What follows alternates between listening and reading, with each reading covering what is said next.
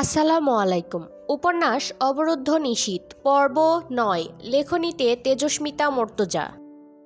সেদিনের ঝামেলা মিটিয়ে হামজা জয়কে আর ভার্সিটি মুখো হতে দেয়নি।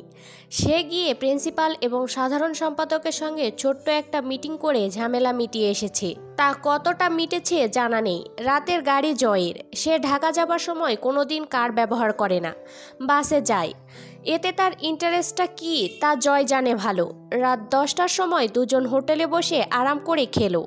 এরপর দুটো সিগারেট ধরালো।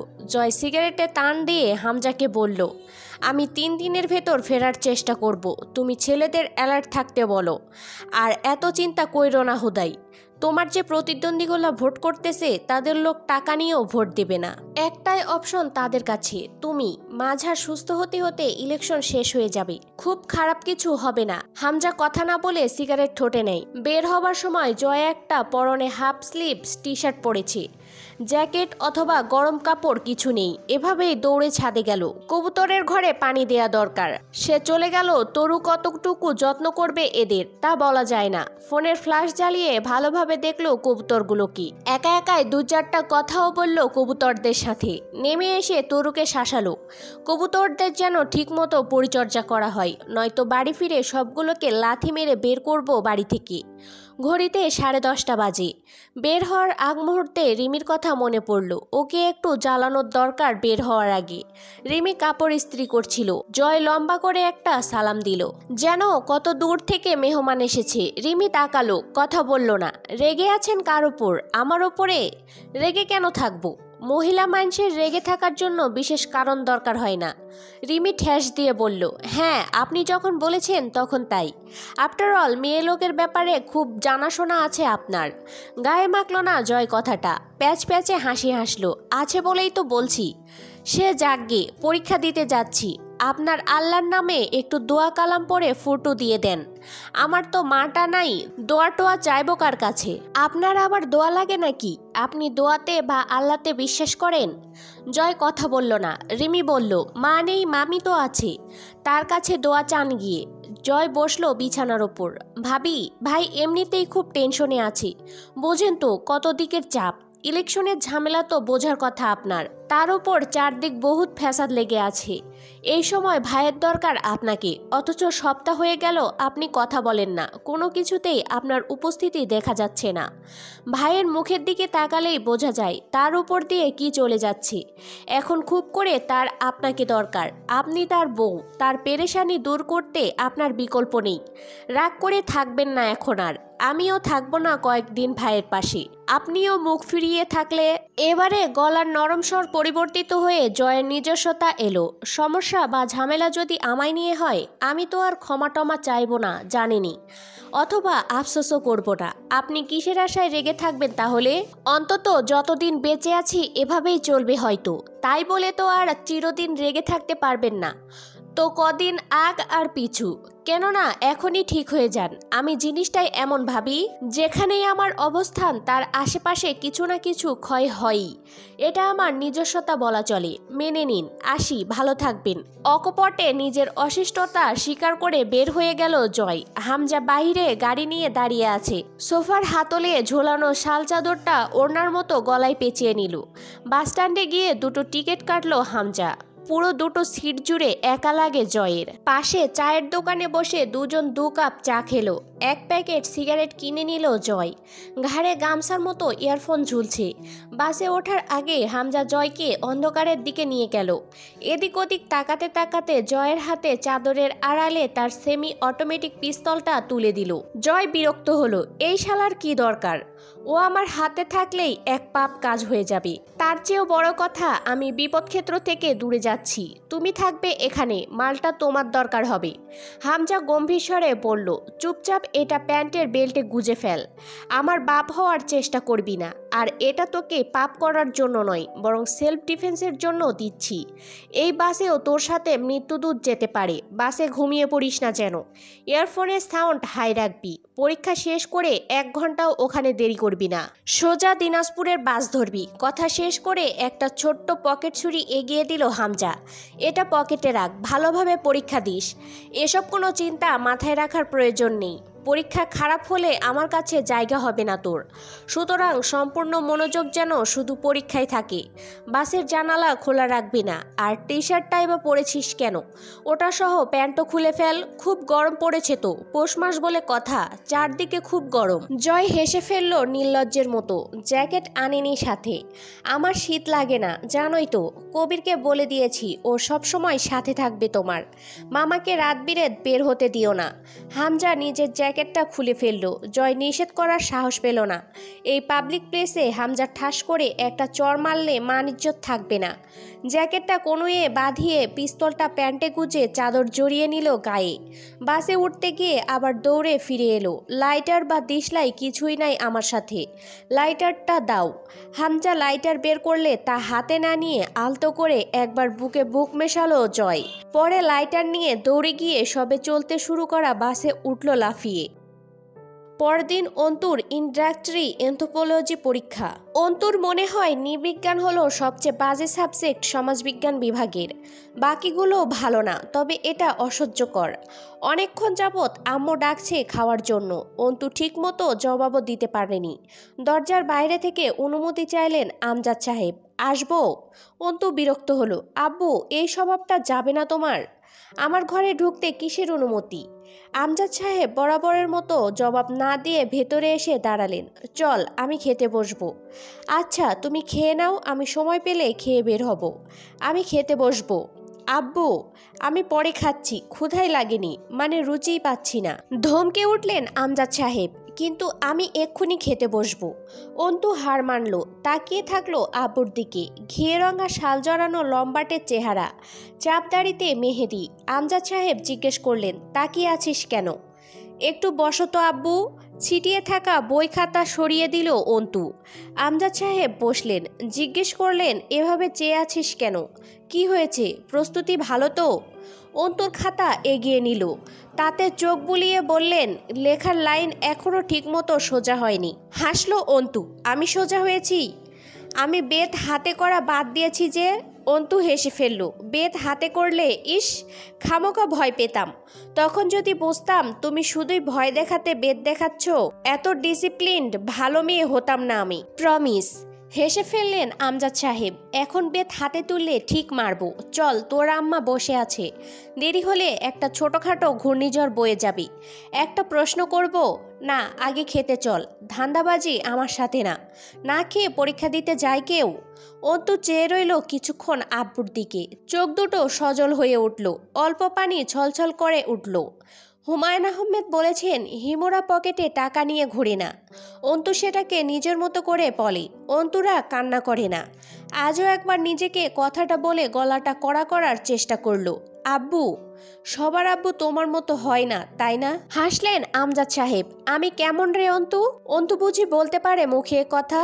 তার কান্না পাচ্ছে, কিন্তু অন্তুরা কাঁদে না। সে কান্না গিলে বলল, মোটামুটি ভালো না। ফের হাসলেন আমজাদ সাহেব। আমি জীবনে বিশেষ কিছুই দেইনি তোকে, শুধু নিজের কর্তব্য পালন করার চেষ্টা করেছি। শেষ অবধি সেটাও সুষ্ঠুভাবে পারিনি।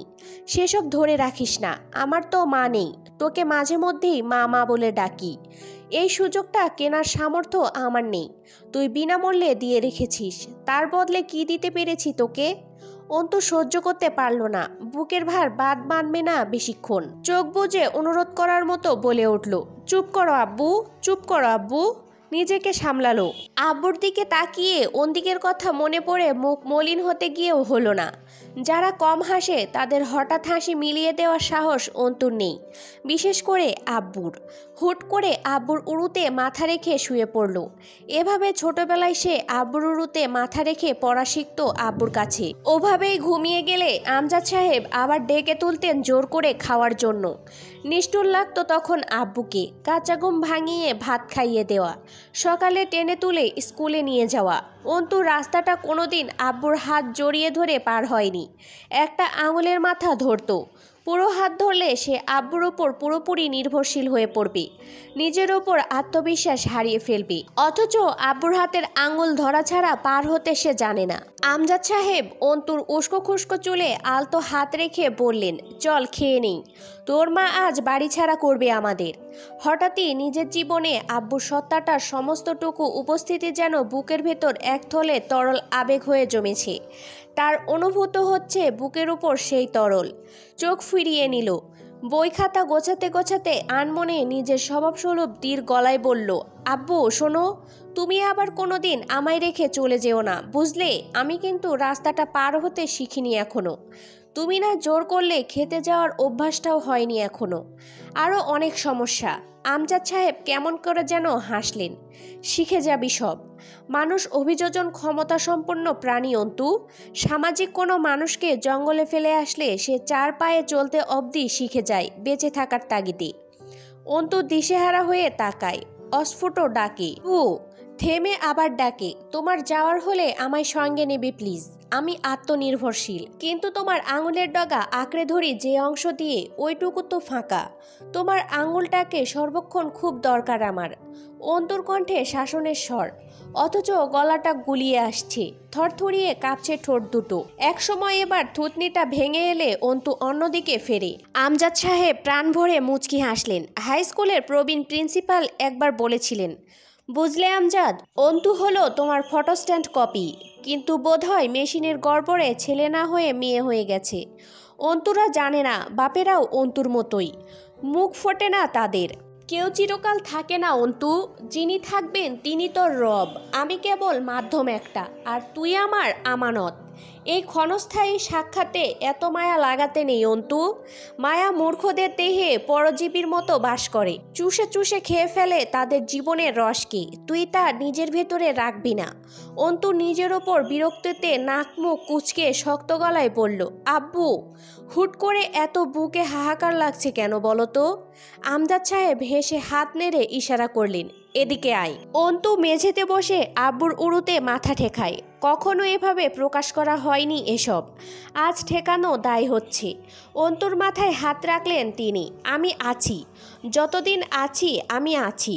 আমি না থাকার কালে যা আসবে তোর ওপর তার দায় আমায় দিস না। সাধারণ এক মানুষ হয়ে এত ওজন বয়ে নিতে পারবো না আমি। অন্তুর মুখ তুলল। তিনি হাতটা শক্ত করে চেপে ধরলেন অন্তুর। যেন অদম্য এক সাহস তিনি অন্তুর ভেতরে প্রবেশের চেষ্টা চালালেন।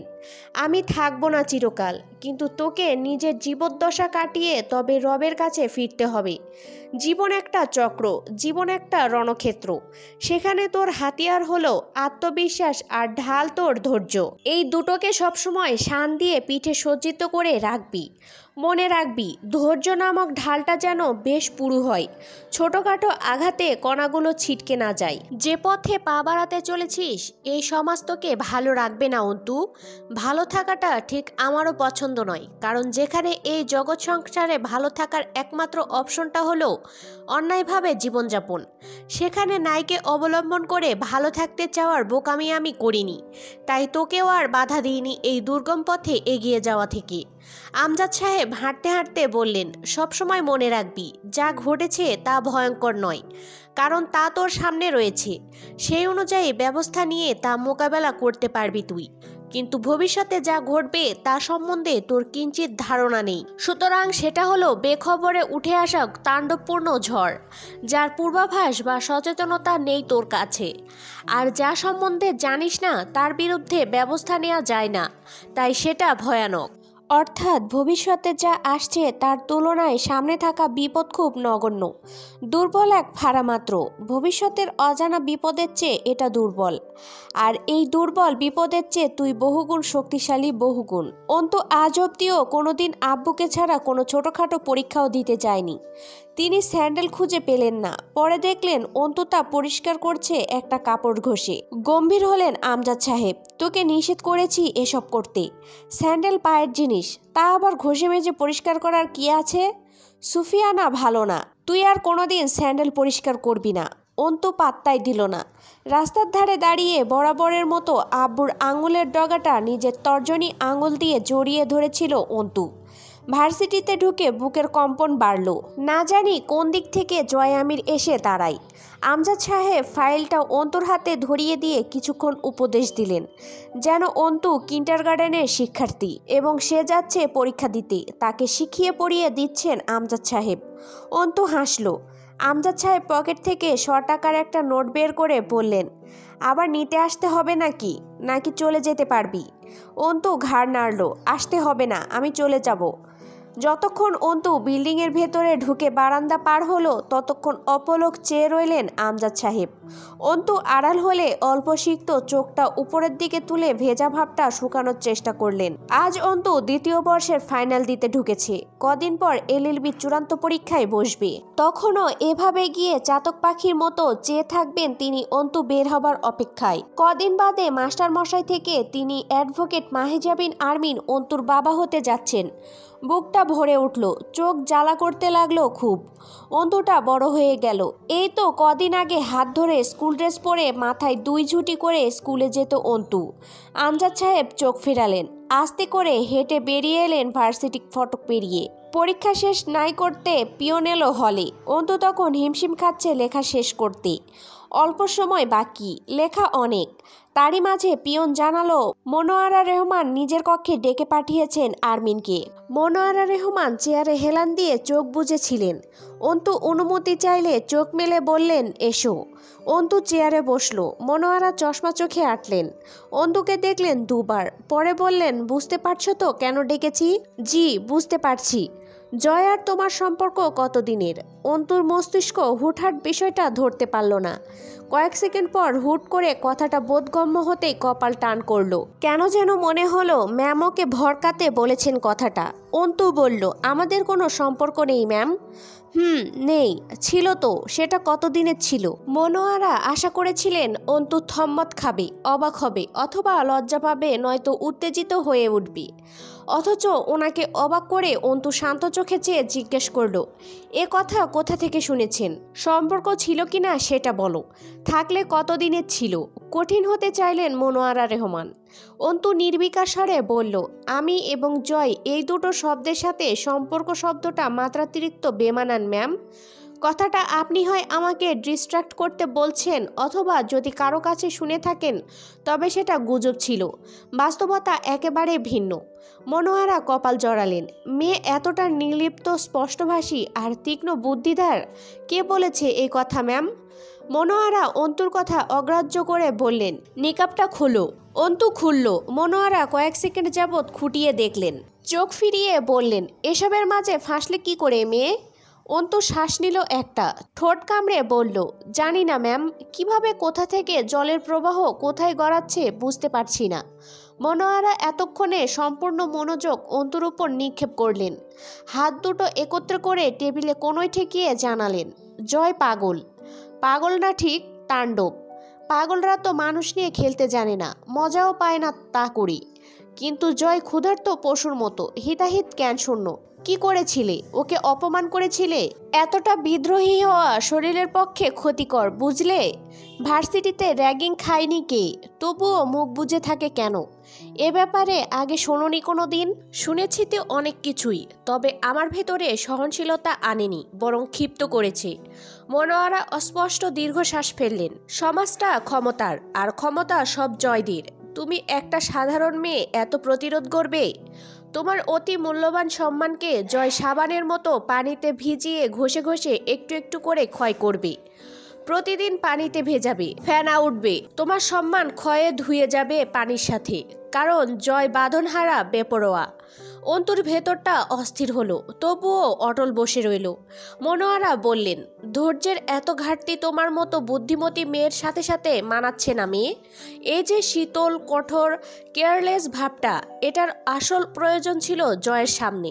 এর জন্য ক্ষতিগ্রস্ত হবে তুমি। দৃঢ় হলো অন্তুর কণ্ঠস্বর।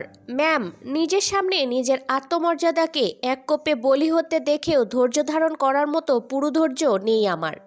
তার ফলে ক্ষতি আমার হবে এও জানি, এবং তা মঞ্জুর। আমার ধৈর্যের প্রাচীর এইসব ক্ষেত্রে খুব পাতলা, মসৃণ। নিজের অজান্তেই তা চিরে প্রতিরোধ বেরিয়ে আসে। জানি এটা বোকামি, তবে এই বোকামিকে এড়ানোর মতো মোটা চামড়া আমার নেই। মনোয়ারা অদ্ভুত হাসলেন। আমাদের সমাজে ক্ষমতাবানদের দুটো ধরন আছে আরমিন। কেউ কেউ ক্ষমতার জোরে তৎক্ষণাৎ থাবা দিয়ে ধরে, আর কেউ ছাই হাতে মাখিয়ে নিয়ে আস্তে আস্তে যত্ন করে ধরে। তবে ভয়ানক দ্বিতীয়টা। ছাই দিয়ে মাছ ধরলে আর ছুটতে পারে না, জানো তো। জয় খুব জেদি। তোমার অপমানগুলো কতটা বাজেভাবে পুষে রেখেছে ভেতরে তা জানা নেই আমার। ওর চিন্তাধারা আর সবার মতো না। ও বহু পুরনো জিনিস পুষে রেখে খুব জঘন্যভাবে তার কর্জা চুকিয়ে নেয়। জয় তা করবে বলেছেন। জয় জ্বলন্ত, কিন্তু জানো, আগুনের চেয়ে পানি মারাত্মক। পানি ছিটায় আগুনকে নেভাতে মুহূর্ত সময় লাগে। যেখানে আগুনের পানিকে বাষ্প করে খুব সামান্য পরিমাণ অবস্থার পরিবর্তন করতেও অনেকটা সময় ও একই সঙ্গে বাহ্যিক তাপ প্রয়োগের প্রয়োজন পড়ে। অন্তে যেন কিছু বুঝলো। ম্যাম বুঝি পানির হদিস দিলেন, যার থেকে অন্তুর অতি সাবধানতা দরকার। মনোয়ারা বললেন, জয় যখন অনার্স প্রথম বর্ষে ভর্তি হলো, এক ছাত্রনেতার সাথে ঝামেলা হয়েছিল। ছেলেটা জয়কে লেস কাটা বেজন্মা বলেছিল। জয় হেসেছিল সেদিন। 2 বছর পর সেই ছাত্রনেতা বেরিয়ে গেল অনার্স শেষ করে। ততদিনে জয় একটা পাকাপোক্ত খুঁটি গেড়ে ফেলেছিল ছাত্র সংগঠনে। এরই মাঝে হামজা সাধারণ ছাত্রকর্মী থেকে ক্রমান্বয়ে পদোন্নতি পেল। এরই মাঝে এমন বহুত কর্মকাণ্ড দুজন করে ফেলেছিল, যাতে করে দুজন আলোচনায় এসেছিল। মানুষ ওদের চিনেছিল। ওরা লেগে গেল গণসেবায়। ধীরে ধীরে নেতৃত্ব ছড়ালো দুজনের। লোকজনের মনোযোগ পেয়ে গেল হামজা। ছাত্ররা দিন দিন জয়ের পেছনে স্রোতের বিপরীতে ছুটে আসা পিঁপড়ের মতো ভিড় করতে শুরু করলো। সে বছর সেই ছাত্রনেতার বোন ভর্তি হলো ভার্সিটিতেই। রাতের বেলা গার্লস হোস্টেলের দেয়াল টপকে রুমে গিয়ে জয়ের পার্টির দুটো ছেলে মেয়েটাকে নোংরা স্পর্শ করেছিল। ভিডিও বানিয়েছিল সেটা পরের দিন পুরো ভার্সিটি দেখলো। ছেলে দুটোর মুখ চেনা গেল না। সেই ছাত্রনেতা এলো। জয় সামান্য হেসে বলেছিল, ভাই, আপনি যে কারণে আমাকে বেজন্মা, জারোজ, লেসকাটা বলেছেন, সেই কারণটা যথেষ্ট ছিল না এই নামগুলো ধারণ করার জন্য? এজন্য ওই গালিগুলো আমার ওপর জায়েজ হওয়ার মতো ঘটনা ঘটিয়ে দিলাম। আমি যা না তা বলে গালি দিয়ে আপনি মিথ্যাবাদী আর পাপী হবেন কেন? আমার বাপ মা নেই, কিন্তু জন্ম তো আমার অবৈধভাবে দেয়নি। কিন্তু আপনি বকলেন তা বলি। তাতে হয় আমার নিজেকে প্রমাণ করতে হতো যে আমি অবৈধ না, অথবা অবৈধদের মতো কাজ করে প্রমাণ করতে হতো যে আপনি ঠিকই বলেছেন। আপনি যা বলেছেন তাই কায়েম হোক। আমি আপনার গালাগালির জন্য নিজেকে উপযুক্ত করে নিলাম। তারপরের দিন সেই মেয়ে আত্মহত্যা করলো। মনোয়ারা অদ্ভুতভাবে হাসলেন। এ পর্যায়ে আমরা যে বিষয়টাকে সিম্পলি চিন্তা করি, ও সেটাকে জটিলভাবে, কঠিনভাবে সাজাই। ও রাজনীতিতে এসে বহুভাবে জখম হয়েছে। এই জয় আমির একটা ছেলে নয়, একটা ধ্বংসাত্মক সত্তা। সে মার খেয়েছে, শরীরে সেসবের গর্ত রয়ে গেছে। আর কি হয়েছে ওর সঙ্গে তা জানার উপায় নেই। ও নিজেকে প্রকাশ করে না। ব্যাপক সমালোচিত হয়েছে, কিন্তু কেউ ওকে এড়াতে পারেনি। অন্তু কেমন করে যেন হাসলো। আমার মনে হচ্ছে আপনিও এড়াতে পারেননি। খুব আগ্রহ ভরে ব্যাখ্যা করছেন লোকটার নোংরামি। তোমাকে জানাচ্ছি, সবচেয়ে জয়ের কর্মকাণ্ড আসলে যার সন্তানদের মতোই। ওর জিদ ওকে এই পদ দিয়েছে, পাওয়ার দিয়েছে। আবার দিন শেষে দুই ভাইয়ের নিখুঁত চতুরতা জনগণের কাছে ওদের সব কুকর্মকে ছাপিয়ে নেতা করে তুলেছে। আমাদের দেশের লোকজন খুব ভুক্তভোগী। তারা অল্প একটু সুবিধা পেলেই যে কোনো রকম নোংরামি ভুলে তাকে সালাম ঠুকতে শুরু করে। সমাজবিজ্ঞানের অধ্যাপক হিসেবে সমাজ সম্বন্ধে এই ধারণাটুকু স্পষ্ট। অন্তু যেন চেয়ারের সাথে মিশে যাচ্ছিল। জয়কে এতদিন বখাটে মনে হয়েছে, হাম বড়া লেগেছে, কিন্তু এরকম নিকৃষ্ট কুলসিত জিদের অধিকারী মনে হয়নি। আনমনে হাঁটতে হাঁটতে হঠাৎই একটা ডাক শুনে থামল। আব্বুকে দেখে বুকের ভেতরটা স্যাঁত করে উঠল। যদি কখনো খারাপ সম্মানহানিকর কিছু হয় ওর সাথে, এই মানুষটা সহ্য করতে পারবে না। তখন অন্তু কি করবি? শরীরটা ঝাঁকুনি দিয়ে উঠল অন্তুর। আমজাদ সাহেব ভ্রু কুঁচকে এগিয়ে এলেন। এ জগতে আছিস তুই? অন্তু হাসার চেষ্টা করলো। তুমি এসেছো নিতে? চলে যেতাম আমি। হাঁটতে হাঁটতে গম্ভীর হলেন আমজাদ সাহেব। সেই কখন থেকে এসে দাঁড়িয়ে আছি। পিয়ন যদি না জানাতো প্রফেসর ডেকেছেন তোকে, আমি চলেই যেতাম। অন্তু খেয়াল করলো আব্বু খুব ঘামছে। শীতের দুপুরের রোদ কড়া নয় মোটেই। তার মাঝেও মুখটা সিক্ত লাগছে। অন্তু বলল, আব্বু সোয়েটারটা খোলো। কেন? দরকার নেই। খুলতে বললাম, খোলো। আমি দাঁড়াই, খোলো ওটা তুমি। কাল রাতে বোধহয় প্রেশারের ঔষধ খাওনি তাই না? কোথায় গেছিলে এখন? কড়া অন্তুর কণ্ঠস্বর। আমজাদ সাহেব সোয়েটার খুললেন। অন্তু তা নিয়ে নিজের কনুইতে বাঁধিয়ে রেখে বলল, কোথায় গেছিলে বলনি কিন্তু এখনো। আস্তে করে বললেন আমজাদ সাহেব, মুস্তাকিনের সাথে দেখা করে এলাম। তুমি তোমার পেরেশানি থেকে আমায় দূরে রাখতে চেয়ে কি প্রমাণ করতে চাও? যে আমি তোমার বাড়ির কদিনের অতিথি, তোমার দুঃখ কষ্টের কথা জানানো উচিত নয় আমায়। কোনো মতে উপর উপর হাসি মুখে ফর্মালিটি দেখিয়ে বিদায় দিলে মিটে যাবে এমন কিছু? পাগলি খেপে গেছে। আমজাদ সাহেব হাসলেন। রিকশায় উঠেও অন্তু আর কথা বলছিল না, অথচ যতক্ষণ ওনার সাথে অন্তু বাইরে থাকে 2 বছরের শিশু হয়ে যায়। এটা কি আব্বু? ওটা কি? ওখানে কি হয়েছে? এটা কেন হয়েছে? দেখো কি হচ্ছে? এই সেই সব প্রশ্নের ভিড়ে টিকে থাকা মুশকিল হয় আমজাদ সাহেবের। রিকশার হুক তুলে দিলেন। রোদ মুখে লাগছিল। আনমনেই বললেন, পেরেশানি ছাড়া জীবন চলার উপায় নেই। এ তো লেগেই আছে। সেসব যদি পিড়ি পেতে তোর কাছে বলতে বসি, তারপর নিজের ঝামেলায় তোকেও জড়িয়ে ফেলি, বাপ হিসেবে যে ছোটলোকিটা প্রকাশ পাবে আমার মধ্যে তার দায় তুই নিবি? এসব কথা তোর কানে কেন দিব আমি? এমনিই তো সারাদিন নিজের চেয়ে বেশি সংসারের চিন্তায় লেগে আছিস। বলেছি তোর কাজ শুধু পড়ালেখা করা। সংসারের চিন্তা করার ইচ্ছা থাকলে পরের বাড়ি পাঠিয়ে দিই। সংসারের টানাপোড়েন ঘাড়ে তুলে দেবার হলে বাড়িতে রাখবো কেন তোকে? গম্ভীর স্বরে বলা কথাগুলোকে উপেক্ষা করে বলল অন্তু, তুমি তোমার লেকচার থামাও আব্বু। এটা তোমার ক্লাসরুম, অথবা আমি তোমার ছাত্রী নই। বলবে না বলবে না, আমিও জানার জন্য মরে যাচ্ছি না। কথা শেষ করে দুজন দুজনের দিকে শক্ত চোখে তাকালো একবার। অন্তুর মতে বিকেল হলো দিনের সুন্দরতম সময়। সিঁড়ির নিচে পাটি বিছিয়ে পড়তে বসেছিল সে। রাবেয়া পাশেই বসে চাউল খুঁটছিলেন। মার্জিয়া ধীর পায়ে এসে একবার কাপড় চোপড় নিয়ে গেছে। রাবেয়া বলতে চেয়েও চুপ রইলেন, এই অসময়ে গোসল করো না, পাশে আবার খিটখিট করে উঠবে মার্জিয়া। রাবেয়া অন্তুকে পেলে কোনো সময় চুপ থাকে না। বোকা বোকা কথা বলে অন্তুর কাছে কড়া কথা শোনা, অথবা নিজের অতীতের গল্প শোনানো, নয়তো হাসি মজা করেন। আজ চুপচাপ আনমনে চাউল খুঁড়ছেন। অন্তু বই রেখে জিজ্ঞেস করলো, কি হয়েছে? চিন্তায় আছো নাকি? কেমন করে যেন একবার তাকিয়ে আবার চোখ নামালেন রাবেয়া। অন্তু ভ্রু কোচকালো। কাহিনী কি? চুপ করে আছো কেন? কি হয়েছে আম্মা? রাবেয়া নিচু স্বরে বললেন, ওই হারামি কাল রাতে বাড়ি আসেনি। কি যে করতেছে কোথায় আল্লাহ মাবুদ জানে।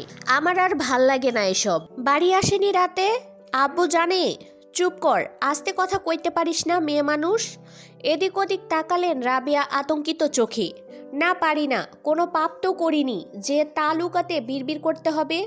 গত রাতে বাড়ি আসেনি, আবার রাত আসতে যাচ্ছে। তুমি আব্বু বা আমায় জানানোর প্রয়োজন মনে করনি?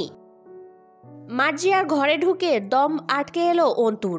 জানালা দরজা কিছুই খোলেনি। শরীর ভালো যাচ্ছে না মার্জিয়ার। মার্জিয়া খুব সুফি মেয়ে। ঘরবাড়ি সবসময় ঝকঝক করে তার বদৌলতে। আজ পুরো ঘর একটা পরিত্যক্ত গোদামের চেয়ে কম লাগছে না। বাথরুম থেকে আওয়াজ পেল মার্জিয়ার। দৌড়ে গেল। বেসিনের উপর ঝুঁকে হরহর করে বমি করছে মার্জিয়া। অন্তু দ্রুত বাহু চেপে ধরল মার্জিয়ার। কোনো মতে ধরে এনে বিছানায় শোয়ালো ওকে অন্তু। পাশে বসে বালিশ ঠিক করে দিয়ে লাইট জ্বালালো ঘরের। চারদিকে বন জঙ্গলের মতো হয়ে আছে। অন্তু মাসেও একবার এ ঘরে ঢোকে না। চারদিকের হাল দেখে অবাক হলো। মার্জিয়ার কপালে হাত চেপে বলল, কি হয়েছে আপনার? এত শরীর খারাপ কিছু বলেননি তো। নিজেকে কি ভাবেন আপনি? আর আমাদেরই বা কি ভাবেন?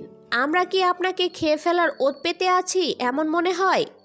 আপনার সাথে শত্রুতা করে 2-4 পয়সা পেলে তাও না হয় ভেবে দেখতাম আপনার সাথে শত্রুতা বজায় রাখার। মার্জিয়া চুপচাপ চেয়ে রইল। মার্জিয়ার কাছে এমন নমনীয়তা আশা করা যায় না। আস্তে আস্তে তার চোখ ভিজে গলা ভেঙে এলো। ও গতকাল সকালে বাড়ি থেকে বের হয়েছে, এখন পর্যন্ত কোনো খবর নেই। ফোন বন্ধ। অন্তু চোয়াল শক্ত হলো। তা কাকে বলছেন? চেনেন আমাকে? আমার বাপ মা, আমি এই বাড়িতেই পাশের ঘরেই থাকি। তা জানেন আপনি? এসব পার্সোনাল কথা আমাদের অচেনাদের কাছে বলবেন না ভাবি। ক্ষতি করে বসলে তো আর উঠে আসবে না। গোপন কথা গোপন রাখুন। ভারী পা ফেলে বেরিয়ে এলো অন্তু ঘর থেকে। বোরকা পরে বেরিয়ে যাবার সময় রাবেয়া হাই হাই করে উঠলেন, কোথায় যাচ্ছিস তুই? অন্তু, এই। অন্তু সোজা হেঁটে দরজার কাছে গিয়ে বলল, ডাকাতি করতে যাবে সঙ্গে? সাহস নেই অত তোমার, আমিই বরং যাই। রাবেয়া দীর্ঘশ্বাস ফেললেন। অন্তুটা ভীষণ গম্ভীর, রাগ ও মেজাজ ভীষণ তীক্ষ্ণ। তিনি ভেবেছিলেন অন্তিক আজকের মধ্যে ফিরে আসবে, জানানোর দরকার নেই কাউকে। অন্তুকে বললে তা তৎক্ষণাৎ আমজাদ সাহেবের কানে যাবে, একটা তামাশা হবে। খানিক বাদেই অন্তু কঠিন মুখে একইভাবে ফিরে এলো। রাবেয়ার কোনো কথার জবাব দিল না, সোজা মার্জিয়ার রুমে গেল। পেছন পেছন দৌড়ে এলেন রাবেয়া। অন্তু মার্জিয়ার হাতে প্রেগনেন্সি কিট ধরিয়ে দিয়ে বাথরুম অবধি এগিয়ে দিয়ে বলল, যান টেস্ট করে আসুন। মুখের দিকে চেয়ে থেকে সময় নষ্ট করবেন না, দ্রুত যান।